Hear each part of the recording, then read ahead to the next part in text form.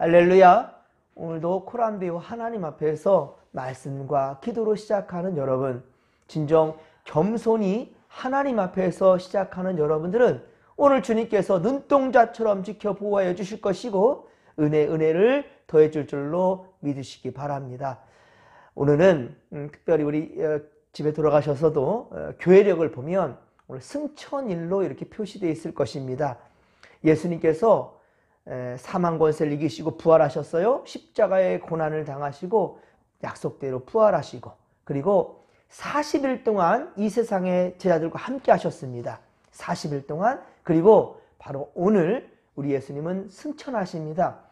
그리고 바로 열흘이 지나면 오순절이 됩니다. 바로 주일입니다. 5월 19일, 올해는 5월 19일이 바로 성령 강림절이에요. 예수님께서는 약속대로 다시 오신다 하셨지만은 먼저 그에 앞서 예수님은 재림주 예수로 오시기 전 성령님, 보혜사 성령님을 이 땅에 보내신다 하셨어요. 그러니까 그만큼 예수님은요, 이 땅에 있는 이들, 사랑하는 이들 그렇게 고아처럼 내버려두지 않는다는 거예요. 그리고 그렇게 임하신 성령님은 지금 이때 것까지 우리와 함께 하십니다. 할렐루야. 예, 우리 성령님은 이때 것까지 우리와 함께 하시고요, 우리 안에 살아계시며 우리를 인도하시고 선한 길로 인도하시고 다스려 주시는 거예요. 여러분, 성령님의 인도하심 따라 오늘도 살아갈 수 있기를 바랍니다. 주의 음성 듣게 기뻐하시고 우리에게 끊임없이 말씀하시는 성령님, 그 인도하심을 받기를 바랍니다. 지금 계속해서 하나님은요, 에스겔을 통하여서 이스라엘, 예루살렘뿐만 아니라 그 주변 국가들에게 계속해서 너희들 이러면 안 된다, 마지막 심판의 날이 올 것이다, 경고의 메시지를 계속 주고 있어요. 그것도 예루살렘뿐만이 아니라 지금 오늘 이 애굽, 이집트까지 어떻게 보면 우상을 숭배한 나라, 그 나라들까지 하나님과 상관없이 지냈던 그 나라까지도 하나님 계속해서 심판의 메시지를 주고 있으십니다. 보면 12절에 보면, 오늘 보면 12절 보면 내가 그 모든 강을 마르게 한다라고 그랬어요. 애굽, 이 이집트의 자랑이 무엇입니까? 바로 나일강이 나일강. 나일강의 기적이 일어났고 그게 바로 나일강의 이집트 문명이 거기서부터 시작되었습니다. 그런데 그 자랑거리인 바로 그 강을 마르게 할 것이다 라고 얘기하고 있고요. 13절 보면 또 그들이 숭배하는 무엇입니까? 우상들. 내가 그 우상들을 없애버릴 것이다. 신상들을 그 높 가운데 부숴버릴 것이다. 끊임없이 하나님이 아닌 우상을 숭배하는 그것을 하나님 심판하시겠다고 말씀하고요. 그리고 그들의 또 자랑거리가 있습니다. 애굽의 자랑거리가 뭡니까? 바로 견고한 성읍이었습니다. 바로 15절에 보면 애굽의 그 견고한 성을 산에 쏟고 또 그 노나라의 무리를 끊어버릴 것이다 라고 주님 말씀하십니다. 그리고 18절 보십시오. 내가 애굽의 멍에를 꺾으며 그 교만한 권세를 그 가운데에서 그치게 할 때라고, 그렇게 할 것일까 주님 말씀하시고 있습니다. 교만입니다. 사랑하는 성도 여러분, 우리는 예수님의 십자가 사건으로 우리는 구원받은 자들이고요, 주님의 부활하심으로 말미암아 우리는 천국 소망을 갖게 되고 그 예수 그리스도를 영접함으로 말미암아 우리는 천국 백성이 되었습니다. 그리고 이제 우리는 이 땅에서 괴롭고 고난의 인생을 산다 한다 할지라도 우리는 분명히 예비된 하나님 나라로 향하는 겁니다. 그런데 어찌 이 땅에 살면서 우리가 악한 것과 손잡고 그리고 함께하려 할 수 있겠습니까? 우리 앞서 보았던 30장 우리 5절에 보면 구스와 북과 룻과 모든 섞인 백성과 국과 및 동맹한 땅의 백성들. 여러분, 우리가 하나님을 믿노라면서도 눈에 보이는 그러한 권세, 그 세력들, 부유한 것들, 이런 것들을 보면서 우리가 부러워하고 있지요. 하나님 믿노라면서도 그것들을 더 가지려고 우리도 탐욕을 품지 않습니까? 하나님 믿노라면서도 세상 것을 탐하는 것들이 얼마나 많았습니까? 그런데 그 모든 것들이 여러분 우리가 애굽과 동맹하는 것, 그 그늘이 더욱더 좋아 보여서 그들에게 향하는 바로 이스라엘 사람들과 다를 바가 없다는 거예요. 바벨론의 공격을 받게 되니까 시드기야, 이 유다의 마지막, 남유다의 예루살렘의 마지막 왕인 이 시드기야는 바벨론의 공격을 받는 것, 그들의 위세를 꺾을 수 있고 대적할 수 있는 것은 바로 이집트라고 착각했습니다. 물론 그 당시 때 이집트는 아주 막강했습니다. 하지만 그들이 의지해야 될 것은 무엇이었습니까? 바로 전능하신 하나님이었죠. 하지만 이스라엘 백성들은요, 이 예루살렘, 그것도 이 예루살렘, 하나님의 집인 예루살렘의 이 거민들은, 이 사람들은, 그 왕은 하나님께 나아가지 않았습니다. 하나님께 나아가지 아니하고 바로 세상 권력을 의지했단 말입니다. 결국은 그들이 결코 예루살렘, 이스라엘 도와주질 못해요. 그대로 이 예루살렘은 멸망하게 되고요. 그리고 애굽 또한 역시, 이 이집트 또한 역시 멸망하게 된다라고 말씀하고 있는 겁니다. 하지만 이 당시 때 이 예언이, 이 에스겔의 이 선포하는 경고의 메시지가 가당키나 했겠습니까? 아무런 전조 증상이 보이질 않아요. 애굽은 이때 막강한 군사력을 가지고 있습니다.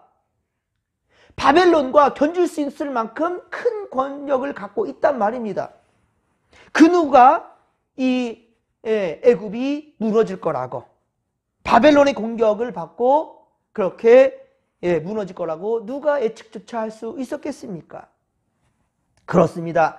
그러니까 더욱더 세상 사람들은 이집트를 의지했고, 믿음의 나라인 바로 이스라엘, 그것도 하나님의 성전이 있는 예루살렘, 그리고 하나님께 세워주신 시드기야, 마지막 이 왕은 그들마저도 세상을 의지했던 것이지요. 이스라엘이 의지해야 될 것은 여러분 눈에 보이는 군사력과 부가 아니지요. 창조주 하나님, 전능하신 하나님이어야 했다라는 거예요.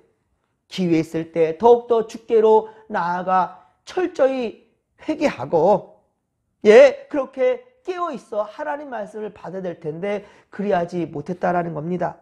하나님은 선지자 에스겔을 보냈는데도 불구하고 깨닫지를 못했다라는 거예요.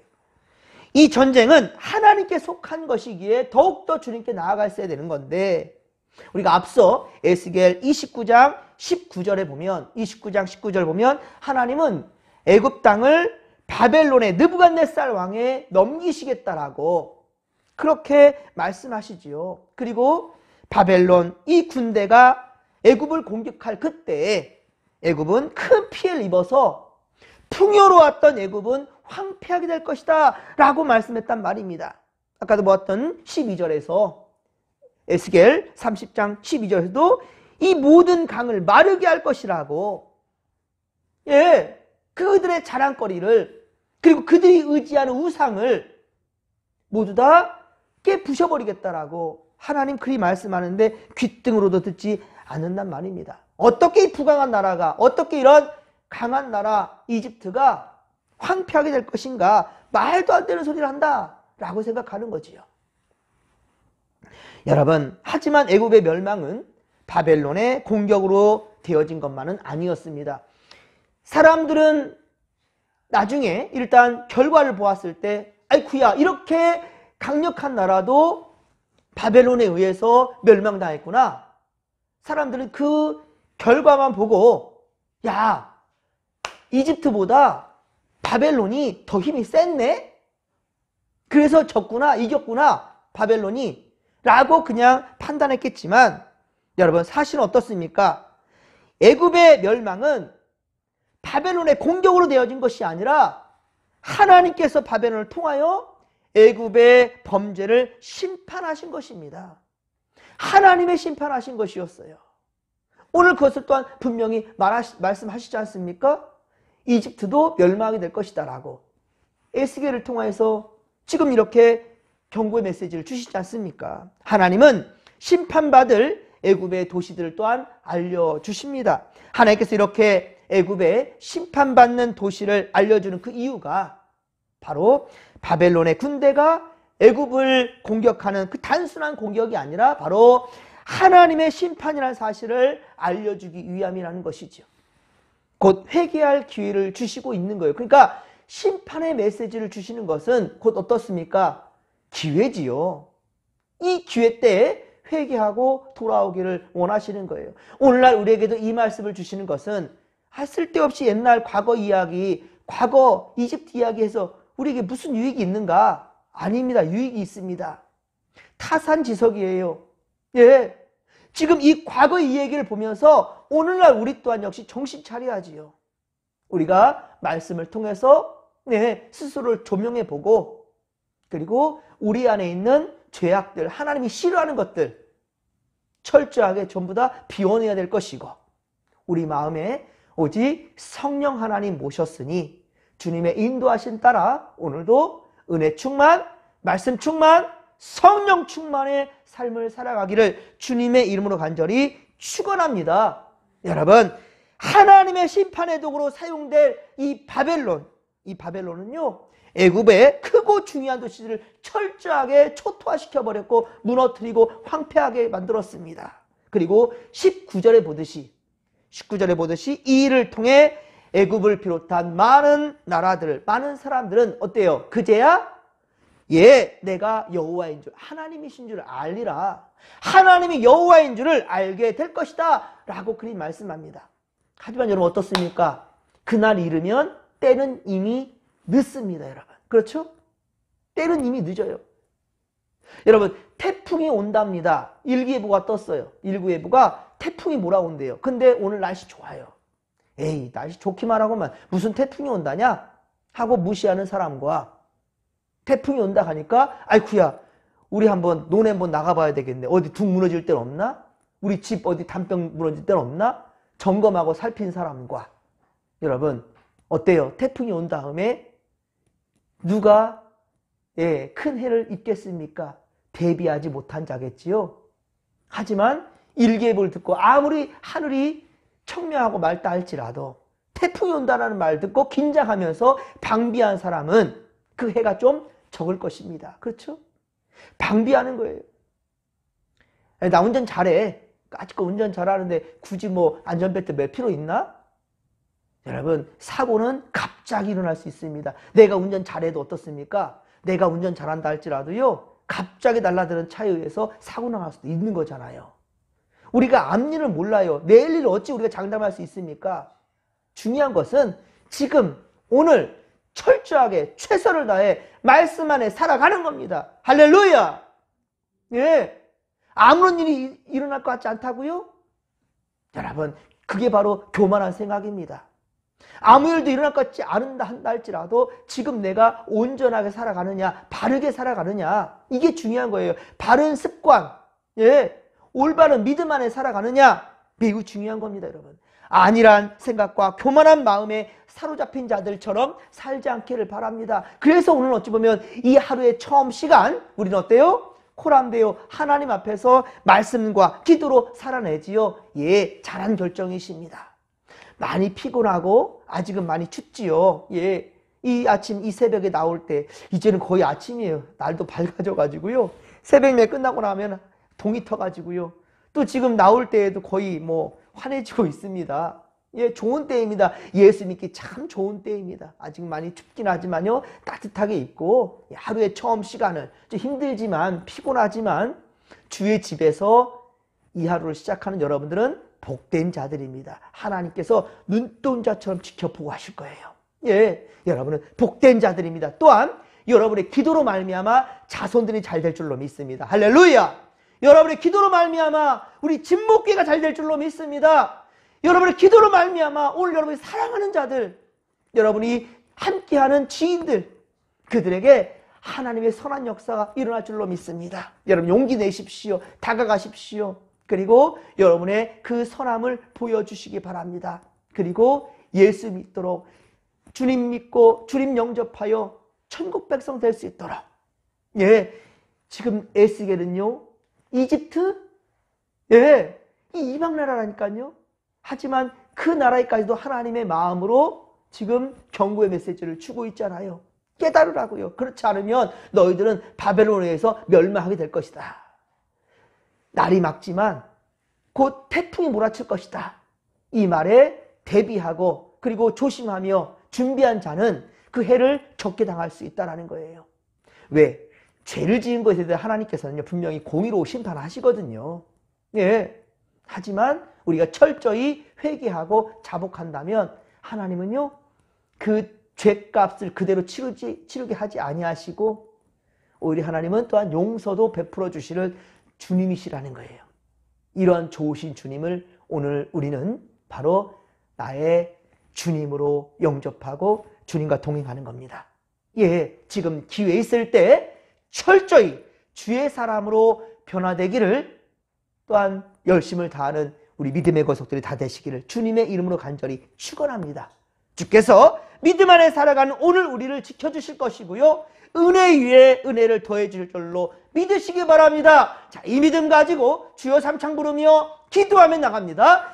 주여, 주여, 주여. 살아계신 하나님 아버지, 고맙고 감사를 드립니다. 할렐루야. 오늘 우리에게 또 좋은 날 주셨습니다. 이것은 기회입니다. 이날 우리가 더욱더 철저하게 주의 사람으로 살아가는 우리 믿음의 거석들 되게 하여 주시옵길 원합니다. 눈에 보이는 세상 것 쫓아가지 않게 하소서. 하나님 아버지, 눈에 보이는 모든 것들은 다 썩어 없어질 것들이고 그것이 우리를 유혹하며 주님의 곁에서 멀어지게 만드는 하나님 아버지여, 사탄 마귀들의 유혹이 될 수 있다는 것, 여기에 우리가 넘어가지 않도록 도와주시고 더욱더 코람되어 하나님 앞에서 말씀과 기도로 결단하며 나아갈 때에 주께서 지켜주시는 주님의 은혜가 더하는 우리 복된 인생 될 줄로 믿습니다. 할렐루야. 오늘 주여 우리와 함께 하소서. 또한 우리를 통해서 많은 이들을 살려내는 생명 살리는 역사 위에 귀히 쓰임받는 우리 믿음의 권속들 다 되게 하여 주시옵소서. 함께하여 주옵소서. 함께하여 주옵소서.